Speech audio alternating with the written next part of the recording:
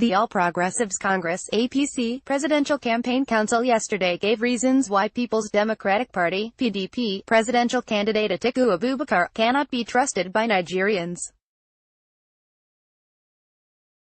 APC Presidential Campaign Council spokesperson Festus Keyamo said Atiku is a questionable character who has continued to leave huge questions over his suitability for the highest office of the land. In his view, Atiku's visit to the United States has destroyed his campaign and exposed him. The statement reads, in our press release issued on Sunday, December 30, 2018, titled, When the Thief is Shouting Thief, the case of Alhaji Atiku Abubakar, we correctly predicted as follows: by running for president of Nigeria, Atiku intends to get some immunity from prosecution. Already, he is hoping to obtain a visa to visit the U.S. as a guest of the State Department, a concession that the U.S. will grant to a presidential candidate of Africa's biggest nation. Therefore, we were not surprised by his visit to the U.S. For us, this visit is really a non-event, considering the issues involved in the forthcoming election. However, we have bad news for those who think this is a momentous event for Atiku Abubakar. The visit was nothing but a downright catastrophe because rather than dispel the fact of indictments hanging over his head, it further confirms and reinforces those facts for the following reasons. The visit had all the trappings of a fugitive sneaking into America under a special diplomatic waiver. For the candidate of the major opposition party in Nigeria, it is an absolute disaster that the visit was not announced ahead of time in Nigeria, with his programs and itinerary clearly spelled out, the decent and customary minimum standard of such visits. This culminated in his close aides issuing conflicting statements about the visit when he was already on his way there. In fact, one of them, called Paul Ibe, actually spoke to the press that his principal was nowhere near America. Such was the secrecy of the planning and execution of that visit. It is shameful that a presidential candidate of a major opposition party in Africa's most populous country would visit America, and the international press was kept in the dark. There was no single press conference with the array of international media and correspondence required for such high-profile visit. Atiku knows he has no moral stamina to withstand the avalanche of hard questions bordering on his sordid past in America. In fact, Alhaji Atiku Abubakar claims he visited the Voice of America, VOA, but only did two carefully packaged interviews with the Hausa Service and the English to Africa program, platforms that have always been available to him back home.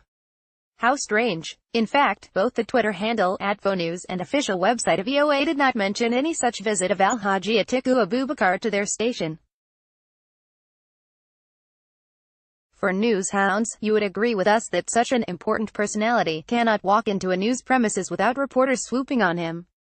Whatever he went to do in the premises of the VOA must have been a carefully arranged private visit for the photo ops, which was intended to scam Nigerians. What more evidence do we need of a sneak-in, sneak-out arrangement than this? For a candidate who claims he wants to get Nigeria working again, a meaningless phrase, to sneak into America without meeting major players in private businesses is a curiosity and an indication that we are dealing with a candidate with a dodgy and questionable character. He claims he went to the U.S. Chamber of Commerce, which is supposed to be a business federation. Again, the Twitter handle @US Chamber and the website of the organization make no mention of the visit of such an important personality to them. Maybe their famous American lobbyist on a salary of $9 million per month can help them do something about this after this press statement. It is also an anomaly that the candidate of the major opposition party in Nigeria sneaked into America and did not meet large sections of political leaders of similar ideologies and persuasions towards which he claims to be inclined. For all his claim to be going to America to meet U.S. government officials, he only succeeded in meeting a certain Congressman Smith, who is the equivalent of a member of the House of Representatives in Nigeria. You would agree with us that as dignified and respected as the office of a member of the House of Representatives as, an important personality cannot come to Nigeria on an official visit and claim he has met the Nigerian government officials after he pays a private visit to that member. For all we know, the Congressman Smith may just be a private friend of Dr. Bukola Saraki or Alhaji Atiku Abubakar. That reminds us of Atiku's famous legislator friend he threw under the bus, Williams Jefferson, who taught us how to hide laundered money, which was meant for Atiku Abubakar, in the deep freezer when the cops came knocking on his door. He said that it was very obvious now that the American trip was a desperate trip for photo ops. He added, throughout the trip, Atiku Abubakar looked cagey, frightened and on edge.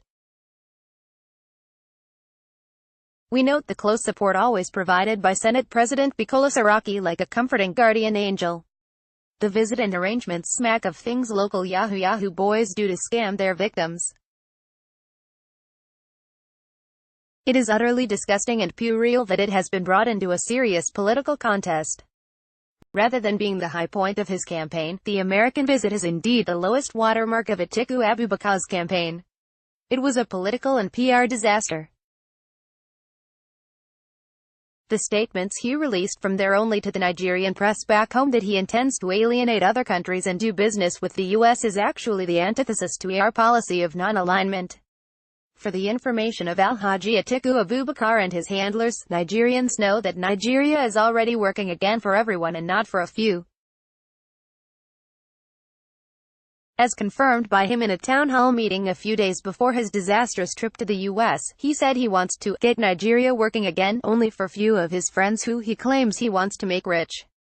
If he cannot get them rich now from his private businesses, it is obvious that he is referring to the use of public funds to make his friends rich.